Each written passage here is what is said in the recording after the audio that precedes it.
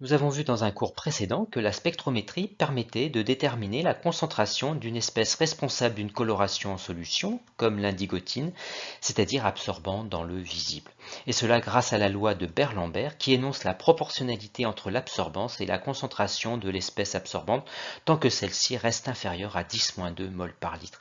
Proportionnalité qui se traduit graphiquement par une droite d'étalonnage reliant l'absorbance et la concentration et que l'on obtient expérimentalement en réalisant des solutions étalons dont on mesure l'absorbance. Une mesure d'absorbance de la solution étudiée permet alors, grâce à la droite d'étalonnage, d'en déduire la concentration correspondante. Nous allons découvrir dans ce cours une nouvelle technique pour déterminer la concentration d'une espèce, la conductimétrie, mais à condition que celle-ci soit ionique. Prenons l'exemple du chlorure de sodium, un composé ionique renfermant les ions sodium Na+, et chlorure Cl-, et de formule statistique NaCl solide, S pour solide.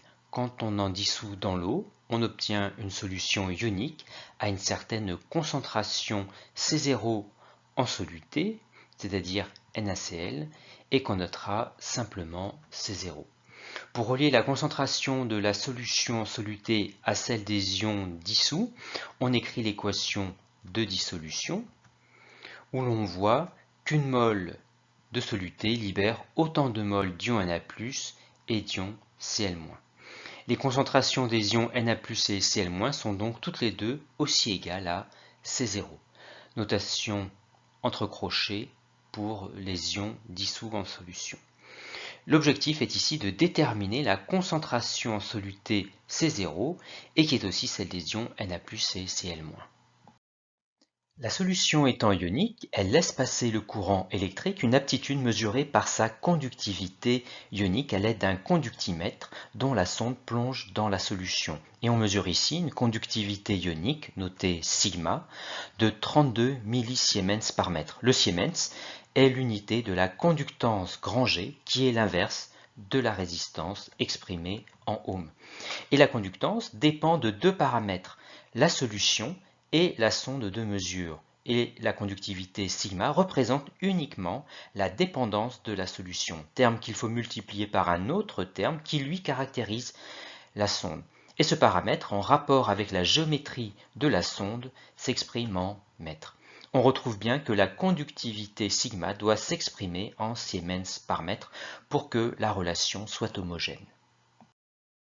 La conductivité de la solution est la somme des conductivités des ions de la solution, ici Na+, et Cl-, et chacun des termes est un produit, celui de la concentration de l'ion par un terme qui mesure l'aptitude conductrice de l'ion, qu'on appelle conductivité molaire ionique, notée lambda, et qui est fonction de la température. Dans ce tableau figurent les conductivités molaires ioniques des ions Na+, et Cl- à 25 degrés Celsius. Conductivité exprimée en millisiemens mètre carré mol-1. Et on voit que l'ion chlorure à cette température est meilleur conducteur que l'ion Na+.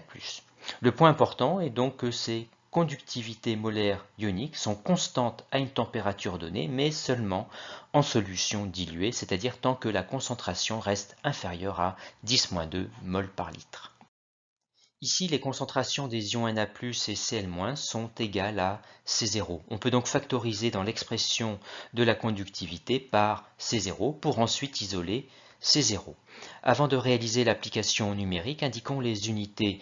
Une conductivité ionique mesurée ici en millisiemens par mètre et une somme de conductivité molaire ionique en millisiemens mètre carré mol-1. Millisiemens se simplifie avec millisiemens, mol-1 au dénominateur revient à des mols au numérateur, et mètre-1 sur mètre carré revient à des mètres-3 au numérateur, soit une concentration C0 en mol mètre-3, et non pas mol par litre comme usuellement. Pour utiliser les valeurs des conductivités ioniques du tableau, il faut avoir mesuré la conductivité sigma aussi à 25 degrés Celsius, ce qui suppose d'avoir placé le bécher contenant la solution dans un bain-marie réglé à la bonne température. L'application donne une concentration de 2,5 mol par mètre cube.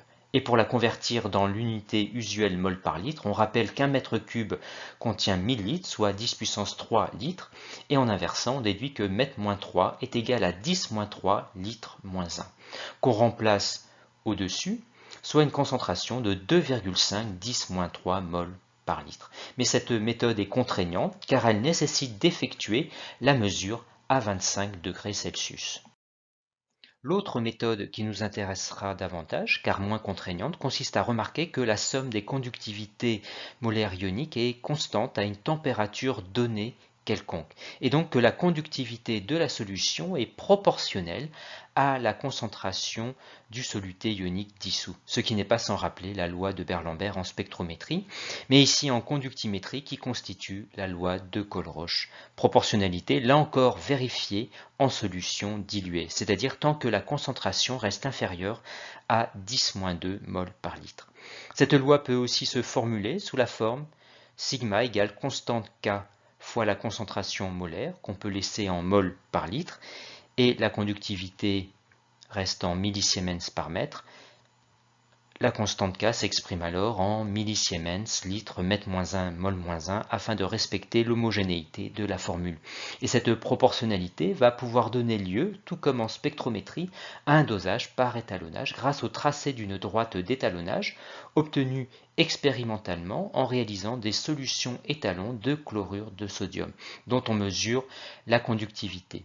Et la modélisation par une fonction linéaire confirme bien la validité de la loi. En reportant la conductivité de la solution étudiée, on déduit la concentration correspondante recherchée. Rappelons que cette méthode ne nécessite pas d'être à une température particulière, ce qui en fait son intérêt.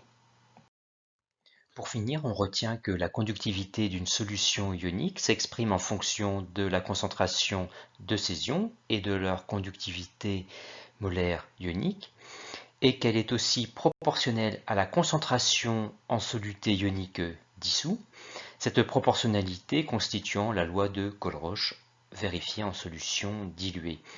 Et savoir que cette proportionnalité permet un dosage par étalonnage.